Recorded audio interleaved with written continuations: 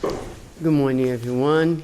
It's so nice to be here. Hi, Junior. It's been a long time since I've been here to do a talk, so I'm very happy with the opportunity. Double talk today.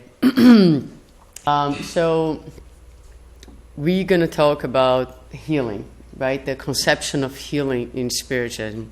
And in Spiritism, Jesus is our main reference, not the man per se.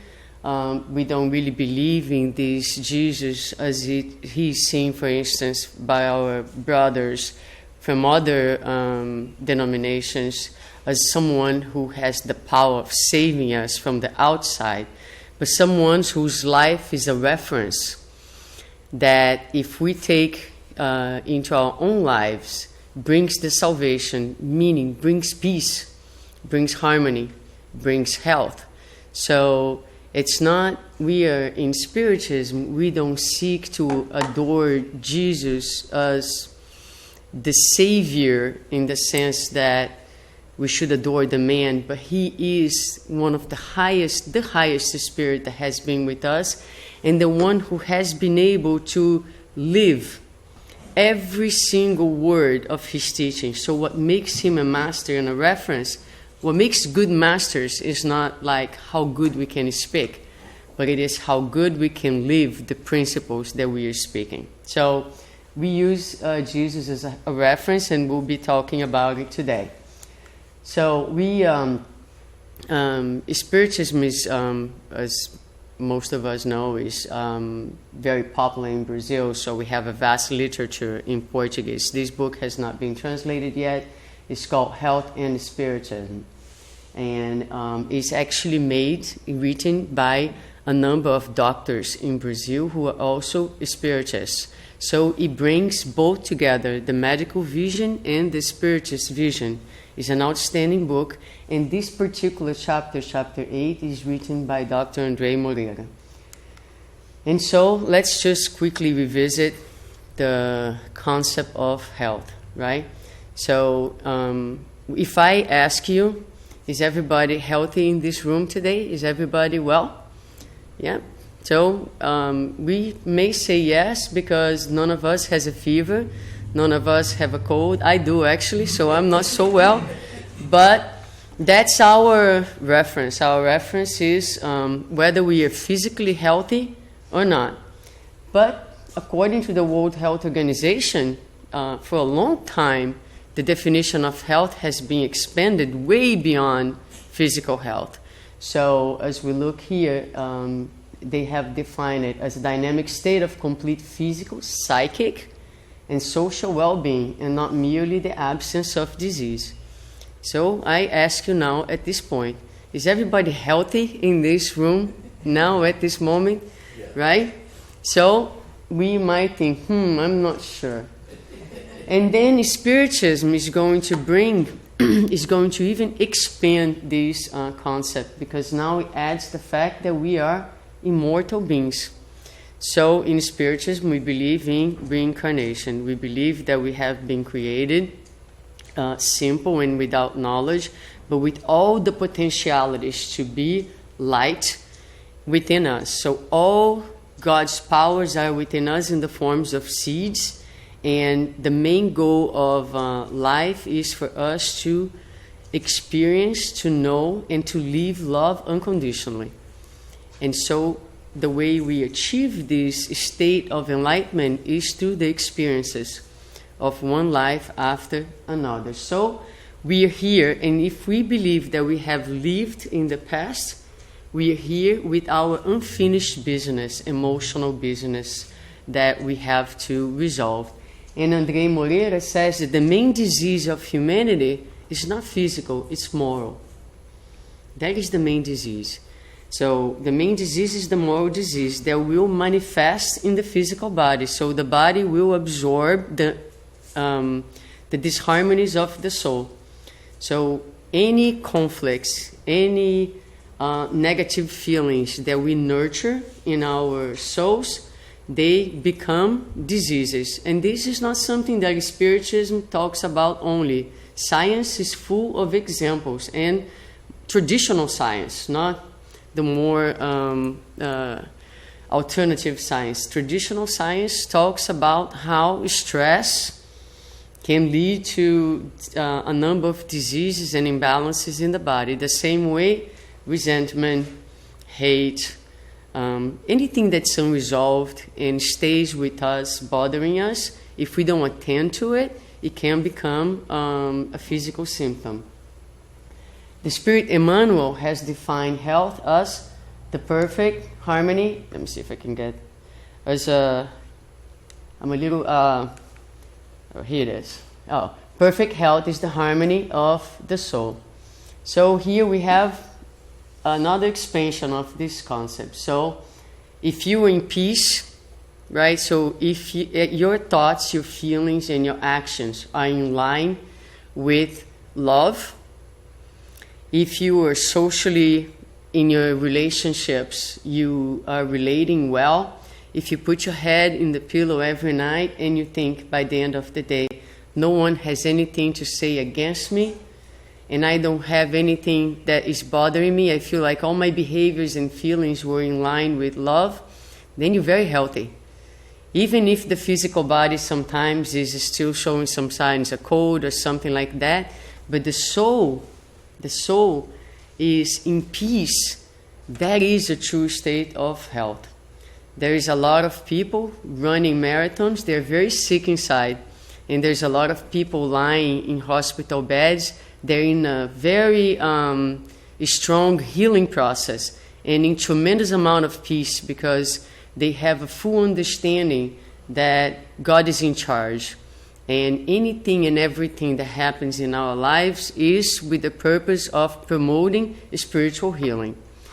And then we are going to focus on this very last definition here.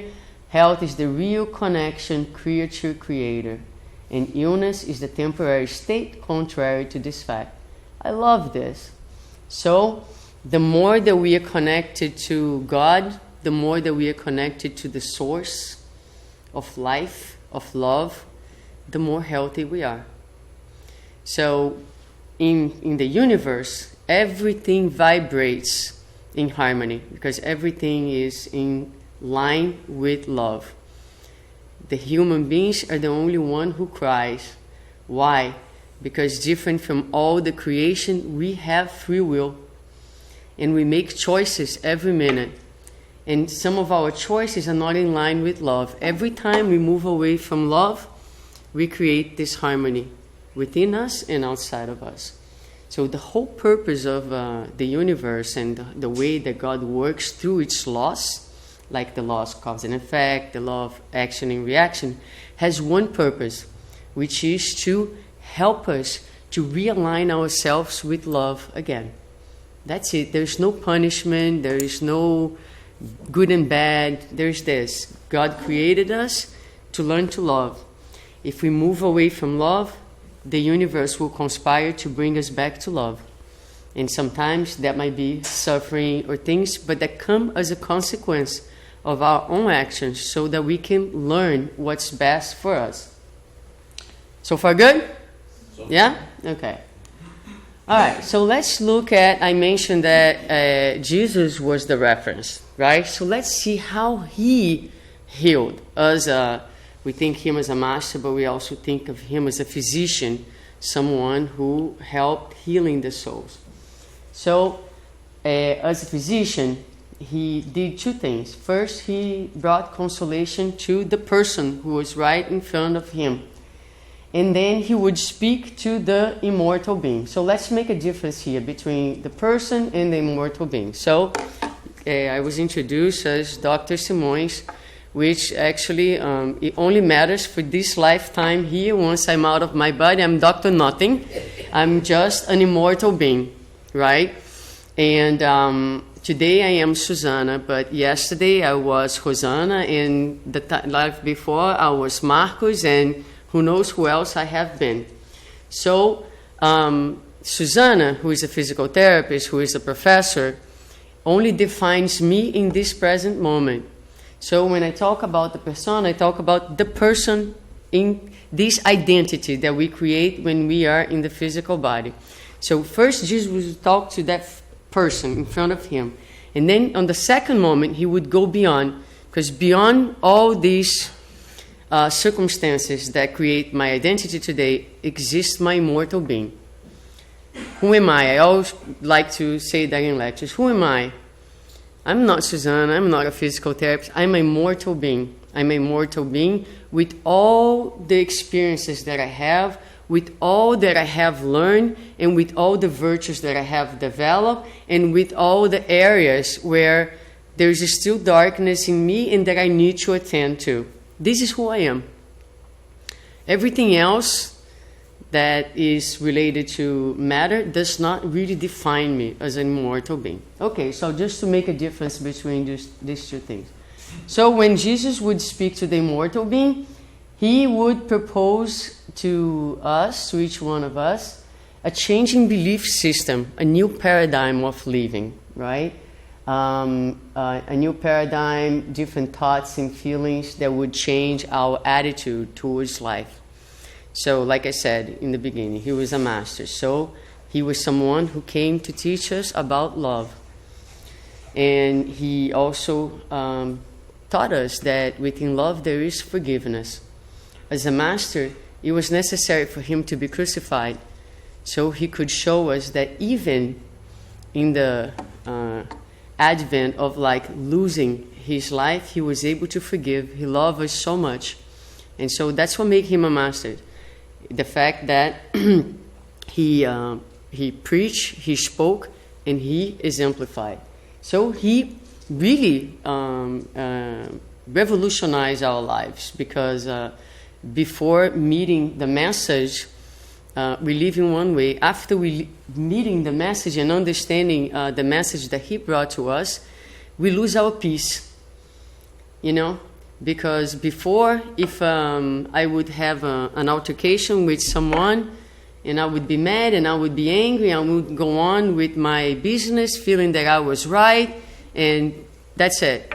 Now if I have an altercation with someone, I may not sleep at night, because I'm thinking, why am I in this state? Why am I giving this person this much power? Or what is it that this person reach within me, target me, that I am responding, that is a vulnerable area of myself? So after you meet the message, you lose your peace, because you become so conscious of your inner world and the need for renewal, for transformation, that temporarily you lose your peace. But that's a good thing. That means that you are in the battlefield of more transformation and enlightenment, and that's what it takes. Okay, so let's look in the Sermon on the Mount, right? He's speaking to a whole bunch of people, a crowd made of people who were very unprivileged in that society. They had no power. They have no self-esteem, because they were considered to be the lowest of the lowest. So when Jesus speaks to them, he feeds them. They're hungry. So he attends to them in their most immediate needs. He talks to the persona, to the human being that's in front of you. Okay, so he says, you need bread and fish. Here is bread and fish. Now let me give you the consolation. When we come to the Spiritist Center or any spiritual temple, we should be hugged. We should be embraced, because we come in. So if someone comes into that door and say, I'm going through this very difficult time, my life in my house is a war, and blah, blah, blah, I'm not going to say to that person, but you are reaping what you have been sowing. And the law of cause and effect and action and reaction says blah, blah, blah. No. The person's needing a shoulder, is needing a hug, is needing someone that can embrace him or her and say, let's sit together, let's talk about it, okay? And Jesus did that. So he says, he spoke, he consoled them. He said, look, all of you who are suffering, who are thirsty for justice, all of you who are humble, here's what you can expect. You can expect to be fulfilled. You can expect to be comforted. You're going to obtain mercy. You shall see God. You shall see God. And yours is the kingdom of heaven. So through these tribulations, there is learning, there is teaching. If you can endure the trials, and if you can seek to understand what is there for you to learn, that is going to take you to a better place. Sometimes we envy people who seem to have no troubles. But when we live a life that a lot of trials come into our lives, it's because sometimes we are ready. We are ready to move on to another stage of spiritual enlightenment. Let me try to put it in a different way. If you want to be a doctor, you are going to, you're not going to be satisfied with just getting your bachelor's degree. You go to your master's degree, and then you go to a doctoral degree.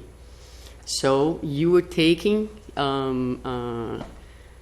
classes. They're harder and harder. They're challenging your intellect.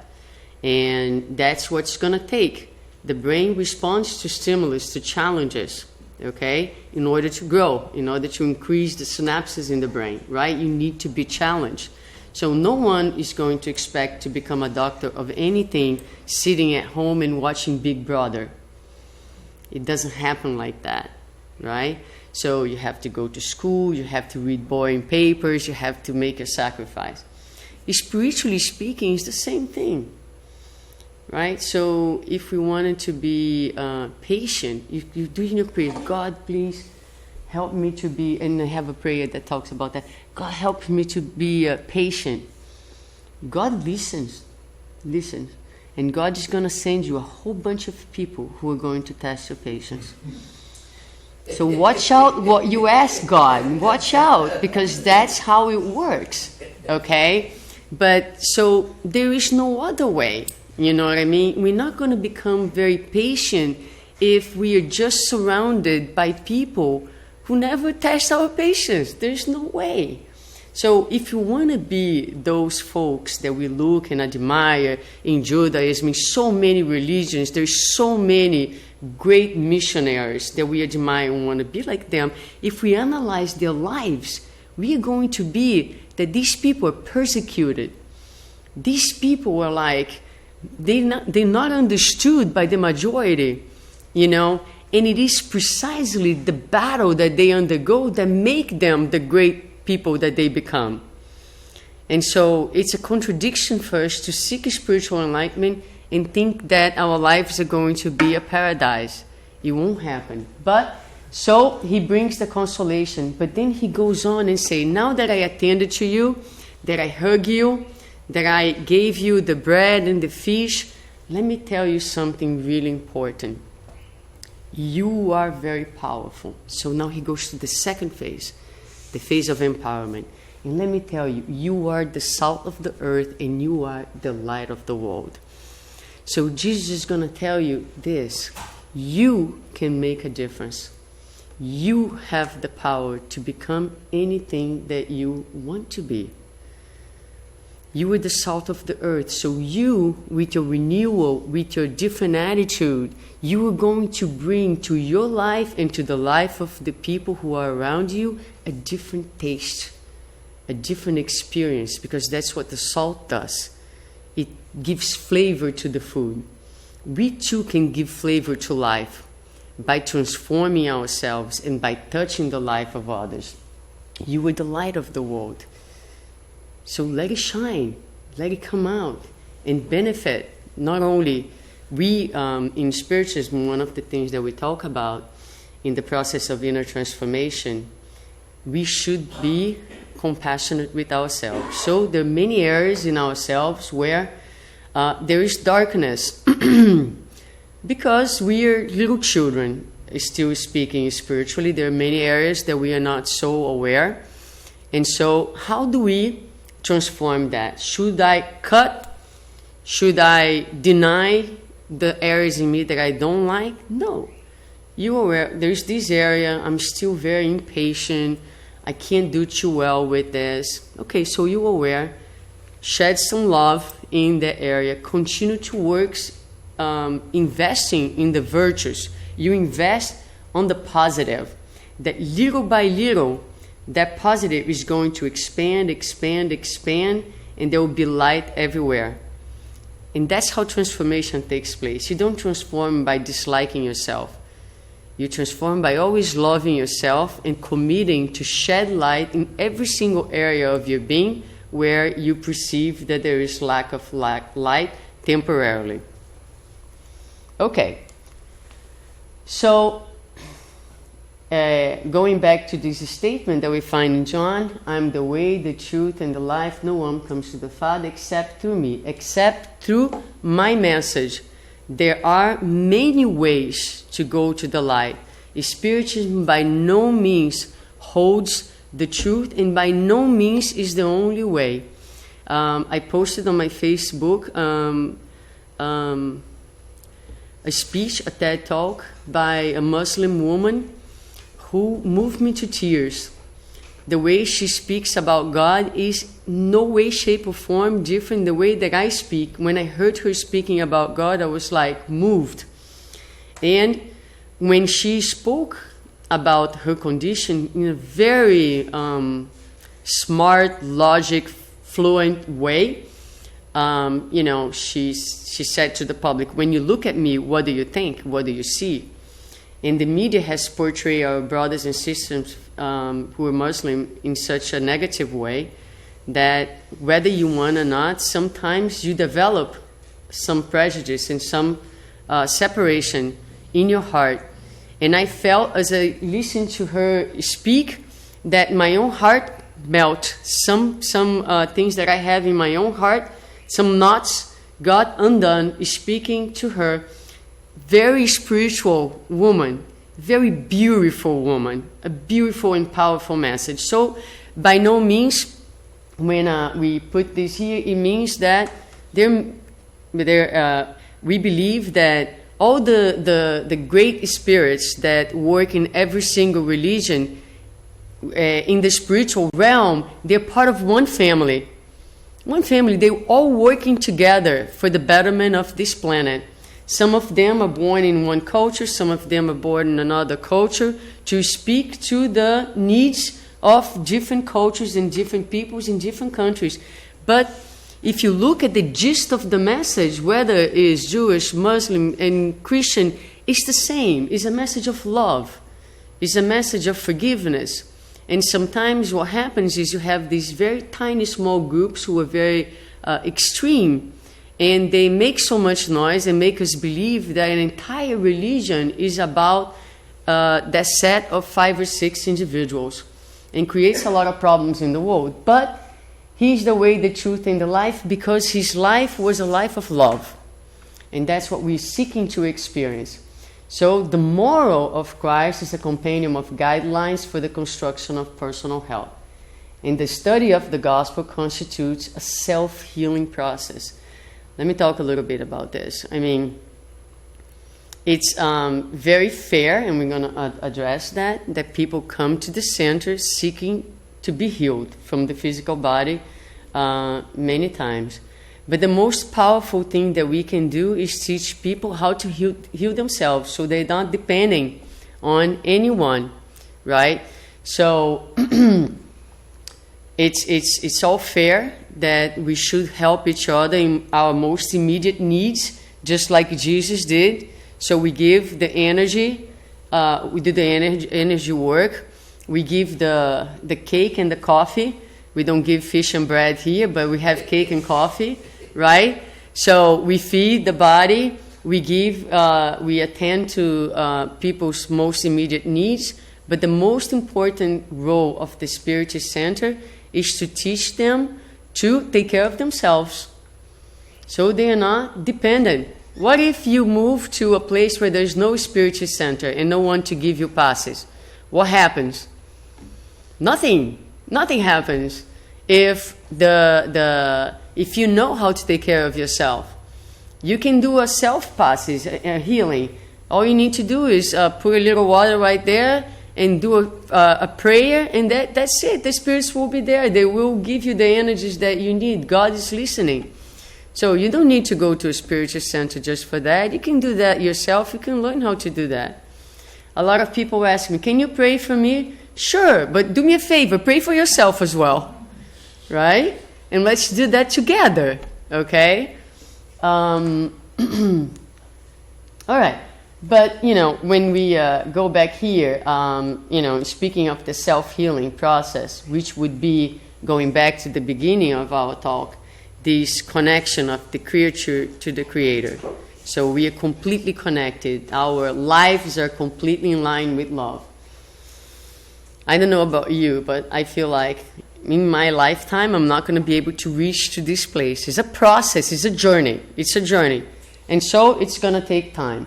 What do you do in the meantime? What do we do while we are in the process of reestablishing this connection with the Creator, like in the parable of the prodigal son? We are created.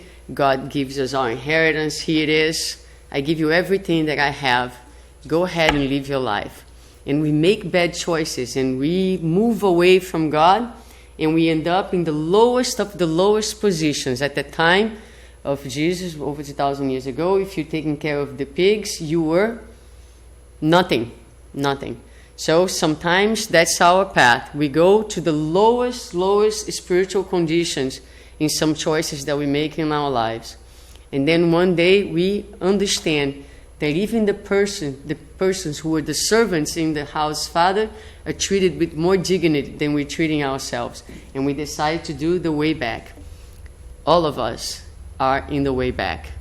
That's where we are, right? So maybe we didn't need to go as low as feeding the pigs, but we got to some low in our lives that we decided, okay, I'm heading back. I'm heading back home. So the journey of self-enlightenment and healing is the journey going back to the Father's house. All right. So this book, Healing and Self-Healing, also by André Moreira, in chapter 13 talks about the Spiritist therapy. So what can the Spiritist Center offer in the meantime while we are in this healing process? The goal of the spiritual treatment is to provide relief to the body while the soul is being educated in order to achieve integral healing. Okay, so the ultimate goal is the healing of the soul. But in the meantime, we are attending to the body and to the soul in its most immediate needs. So one of the most powerful things that we can do is to pray, right? So if you believe, you will receive what you ask for in prayer. But when you pray, go into your room, close the door, and pray to your Father who is unseen. Then your Father who sees what is done in secret will reward you. So I particularly like this one here that it speaks about prayer. So how should we pray? Prayer is an intimate act between you and the Father. So if you were praying in public, you take 1 second and you go within you and you get in touch with your heart and your feeling. So Terry did a beautiful prayer in the beginning. So you just go deep inside in this room that's in us. It's not a physical room. It's not that we need a special room to go pray. No, the room is in here. So you go deep, you close your eyes so you can abstract from everything that's outside, and you can get in touch with your heart and you speak from your heart, whatever that is. Sometimes people say to me, I don't know how to pray, or sometimes they're in such a suffering, they may say, I can't pray. And I will say to them, close your eyes and with all the faith and all the sentiment that you have, say, God help me. There is your prayer right there. Just utter this sentence. And if you cannot say it, think it. Because we don't need to speak words for God to hear us. Because it's really not the words, it's the thought. The thought is everything. So once you think, you project. So if you can't say, you think about it. This one sentence with all your heart. And that, a lot of times, can go much higher than lots of words where we get lost. We start talking one way, take a turn, U-turn, go in a different direction. Sometimes people get lost in their prayers, right? It becomes very cognitive. What it needs to be, it has to be very felt. So this is one of the most powerful therapies that we can do. So, like I was mentioning before, just watch for what you're asking when you pray. Because if you say, I ask for strength, God send me difficulties to make me strong. I ask for wisdom, God sent me problems to solve. I ask for prosperity, God gave me energy and a brain to work. I ask for courage, God sent me the dangerous situations to overcome. I ask for love, God sent me people with problems for me to help. I ask for favors, God granted me opportunities. I did not receive anything that I asked for. I got everything that I needed. My prayers were heard. So that's a really nice little prayer. In the Spiritist centers, we teach people. We're not supposed to be asking God for anything material per se, or things, or, ask for courage, ask for resilience, ask for your ability to have faith and to accept the higher power in your life. Ask for this type of things, but be aware that God will answer, right? So I think this is very important because we are in a moment where the planet is transitioning. We are transitioning from a planet of trial and expiations where there's still a lot of suffering because there's still a lot of unawareness in our actions, to a planet where good is going to prevail. It's a very slow transition, but one that is taking place. And if we wanted to go to this next classroom, let's put it this way, this next level, we need to be up to the task. So, it's not like, again, loving. I'm going to do a lecture in a little bit in Portuguese that talks about love. So loving the people who love you is a retribution. When Jesus came and taught us a new paradigm, he says that we should love our enemies. It takes it to another level, completely different level. So it's so easy. I mean, what is really the merit to love who loves you? If you think about it, his proposal is much bigger than that. He's asking us to love everybody because every single person is a child of God. And because every single person, whether that person is aware or not, he or she will end up with the same destination of us. Every single person has God within themselves. They might be completely lost. As another book says, they might have lost the address of themselves. I love this expression. But they will find, because it's meant for them to find the address for themselves again. So anyway, this kind of makes us smile, but we should really think about it. Really should think about it. When we seek to live our life in conscious ways, right? Are we committed to do this inner work? I'll tell you a little story. I'm going to change the lecture a little bit because I can talk forever, but I'm going to skip some slides where I want to talk about this. So I recently had a little incident in my gym where I was backing up with my car, and my car hit the car behind me. But I was backing up super, super slowly, and it touched like very, very lightly the car. So much so that I didn't think nothing had happened, and I just continue on to leave. But as I look on the mirror, the rear mirror, I saw that someone had called the person who owned the car, and they were having a conversation. And I felt like it was my responsibility to take responsibility. And I drove back and I stopped and I said, what happened? And the scratch was so tiny that I had to go back the next day to see at the light because it was in the evening. And frankly, I will never know if my car did that or if there was already there, because it was something very, very tiny.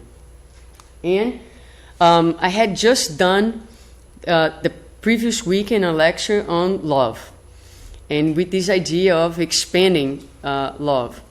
And so the girl said to me that she was going to get some estimates, and I told her, don't worry, I'll pay. Whatever it is, I'll pay. And so she comes back and she says, I got this estimate, it was $600, and but I'm going to find a better one for you because this is too much money. Okay, so 1 week later, I got one for $500, so $100 less. I said, great, so tell me where you're taking the car. So she told me, and I said, just tell me when you take the car, I'll go there and I'll pay. Ask them if they take credit card. No, they only take cash. Not a problem. Just, you can tell me because I'm a professor, I have flexibility, I'll just go. And then she said, no, but you need to give me the money. I said, no, I really don't. I'm going to pay for your car to be fixed, $500 to the shop, because that's the agreement. So she really didn't want it. So I talked to my mechanic, and he said, Suzana, she just wants money. So tell her that you're going to give her $250 in cash or $500 to the mechanic. What do you guys think she chose? The $250, right? And I was so angry, right? I went there, I gave her the money, and I said to her, have fun shopping. Okay? So, what is, and then thank God I had the lecture to do the next weekend again, because I really needed to review every single thing that I had talked about, right? So what, and I, in the beginning of this year, I always make my spiritual plans, and I told myself, I want to be more loving this year. I really want to expand my capacity to love. So I told God I want to expand my capacity to love. He sent me this very young lady who made me feel like a fool. Because as I analyzed my anger, I realized that I felt that she had really fooled me, because she made me believe that she was really concerned about me, and at the very end, it was really not that story. And then I told myself, she lost the address for herself, right? She's lost. Why am I so insulted? What? In the gospel, there's a part that says, the love does not suspect of anything. Love just gives, right? So it took me a little while, I went back to my own lecture, I reviewed my own concepts, and then little by little, this thing got undone. She's the secretary of my gym. I work out a lot. I'm there all the time. So for a few days, I went in and I couldn't look at her. Then one day I went in and I said, hi, how are you? She probably was surprised. She didn't understand anything because my heart was lighter at that moment.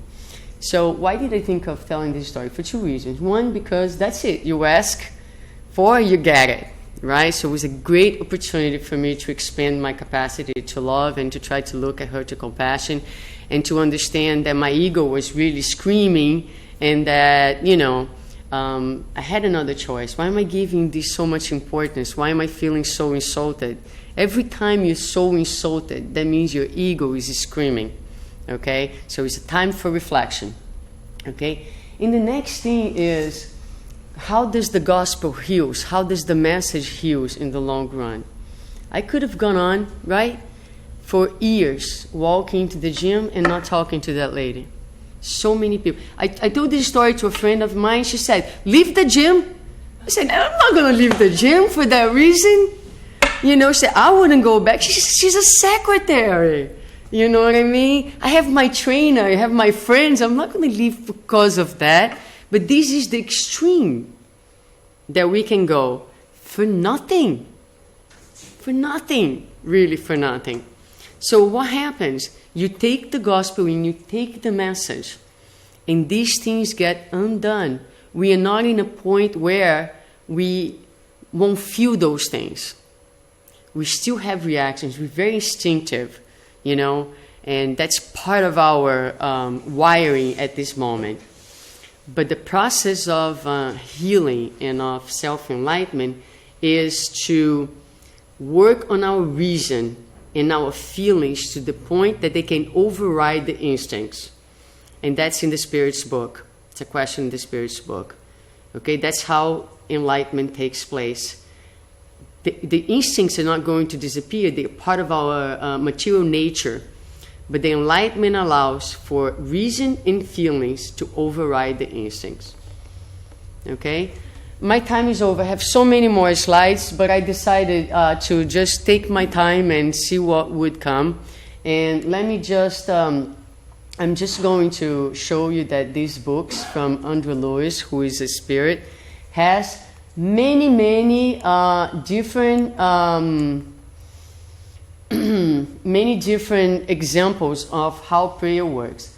The other thing that I was going to mention is the work of passes, which we do in the Spiritist Center. Okay, and I'm gonna show this picture because we are actually going to do it now in a few minutes. So that's another way that can help healing. When we come, our energy a lot of times is disorganized by simple events like this one that I mentioned. And when we are giving passes, what happens is the person is receiving, the person is giving. Giving what? We give our own energies, our own vital fluid, vital energy. But working with us, there is always a spirit. So the spirit connects with us, mind to mind, and the spiritual energies combined with our energies are arriving in to the recipient. Now, the recipient needs to be open, okay? Like right here, if you are sitting there and your mind is thinking about your job or something that you need to do this afternoon, it's like if you close the window and the sun doesn't come in. For the sun's there, but you got to open that window so the sun can come in. You got to open the mind so the energies can be received. So prayer passes are something that we can, when we pray a lot of times, there's no one in the middle, but the spirits will be giving us the energies that we need as well. So there's a lot about passes in these books by Andrew Lewis, and I had like a few cases here. I'll come back to do the second part of the lecture some other time. And and so when we speak of physical healing, let's just remember that sometimes it's possible. Sometimes this disease of the body is the healing of the soul. Okay? So there are many things that sometimes the passes can help or the spiritual centers can help, but above us there's the law of cause and effect. Sometimes the diseases are trials that we chose. We chose to undergo them to test our patience, to test our faith, to strengthen our virtues. The stage of the disease a lot of times is going to be a determinant on whether things can be changed or not. Also, the capacity to benefit from the passes. I mean, if you don't trust, if you're not in line, everything that we believe happens, right? So if the person in front of me say, I don't know, I don't trust this person in front of me. That's it. You're not going to get anything, right? So trust and belief is very important for the healing. We are not interested only in regenerating the vessel through which we express ourselves, but above all in correcting the spirit. So that moral disease that we are talking about, so that the body can respond in a positive way. Work for your own healing, but do not forget to preach the divine kingdom to your own organs. They are alive and can be educated. All the medicine and pills will be transient roads to nowhere if your thoughts are not purified and your will is not under command in the direction of good and love. All right, so let me just finish very quickly with this little story from Swami Sai Baba and this image, because one of the most important things about healing of the body or healing of the soul, is we need to be open. So there are some rocks, they're like in the bottom of the ocean for thousands and thousands and thousands of years. If you pick them up and break them, guess what? They dry inside. Nothing has gotten into them. So you can be immersed in many spiritualist paths, reading many books, but the most important for healing to take is you need to let it in. And let it in means, in the example that I gave, is to recognize that you're ill. Like in that moment, I was in a moment of disharmony. I felt anger, deep anger. Anger is not a bad feeling. Anger is just a feeling like any other feeling that is telling you something. It's a messenger. Anger is a messenger. The problem is not to feel angry. The problem is what you do with that anger, right? So if the messenger comes and says, hey, watch out, something to work on, and you work on, so it was a positive event, right?